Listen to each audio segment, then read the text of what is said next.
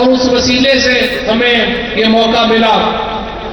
और जहां तक आपके इस इलाके का ताल्लुक है, भेरा का ताल्लुक है, भेरा और पिंड आदम खान है तो फर्क ही कोई नहीं। तुहानू पता ही है सारिया उन्होंने बकरियां इत्थे चलदियां रहंदियां ते इत्थे दी बकरियां उत्थे चलदियां रहंदियां। ओही वजह जी उत्थे चलदियां उत्थे लंगर का हिस्सा बन जांदियां। इस वास्ते जिहड़ा साडा तुहाडा ताल्लुक है, इलाकाई ताल्लुक है, मोहब्बत का ताल्लुक है।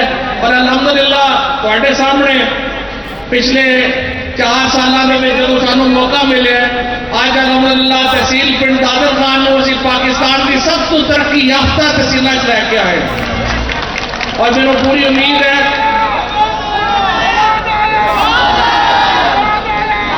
और इंशाअल्लाह जो पीर फारूक साहब ते नाल गांधी रहंदी है नबी असलार साहब इंशाअल्लाह ताला बेरा और बलवान भी उससे ही रफ्तार नाल उससे सफर पे रवाना होएगा इधर नाल पिंड दादर खान।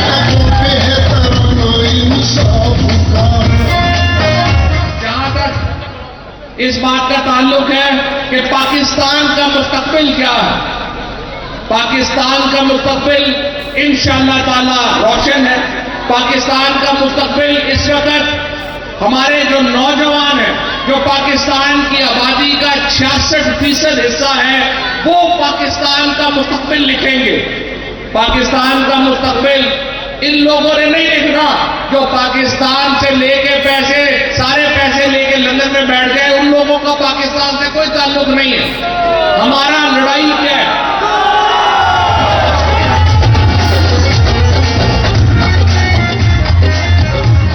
हमारी ना मरियम बीबी से जाती लड़ाई है, ना उनके पापा से जाती लड़ाई है।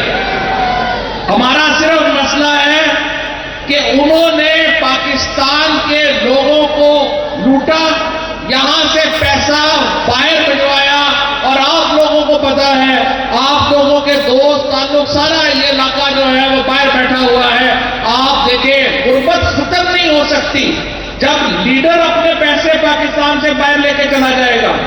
जब आपका कारोबार किसी लीडर का ना बच्चे यहां, ना कारोबार यहां, ना फैमिली यहां, ना कोई इंटरेस्ट यहां, तो मुझे बताएं वो इलाके को तरक्की कैसे देगा? सबसे पहले लीडर वो होता है जो मिट्टी से जुड़ा हुआ, जिसकी मिट्टी से मोहब्बत पे कोई शक ना कर सके।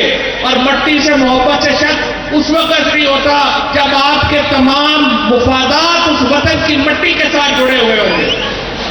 और ये जो इमरान खान के मुफादात हैं वो पाकिस्तान की मिट्टी के साथ जुड़े हुए हैं। इसीलिए आज इमरान खान में ये जुर्रत है, इमरान खान में ये दलेरी है। इतने को कलरक लग गए ना, वो नहीं अपनी सीट छड़ेगा। इमरान खान ने 2 हुकूमतों को ठोकर मारी और लोगों में आया है कि अवाम के पास जा रहा है।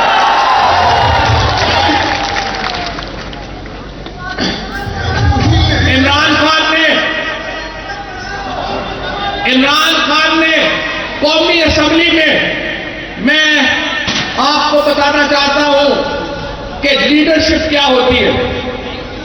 आपको याद होगा 2 नून लीग के एमएलए ने इस्तीफा दिया और कहा, मरियम नवाज ने जलसे में कहा मैं कहती हूं इस्तीफे स्पीकर के मुंह पे मार के आ जाओ।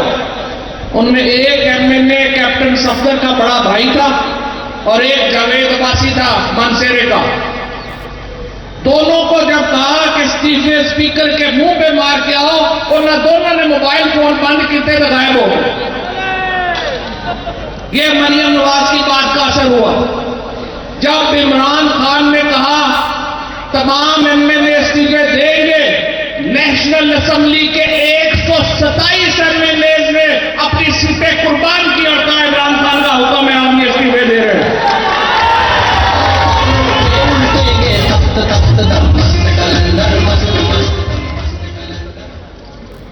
ये लीडरशिप है इमरान खान की। उसके बाद जब दोनों वज़ीर आला को इमरान खान ने कहा कि आप असेंबली डिसॉल्व करें ताकि पाकिस्तान के लोग फैसला करें कि पाकिस्तान के ऊपर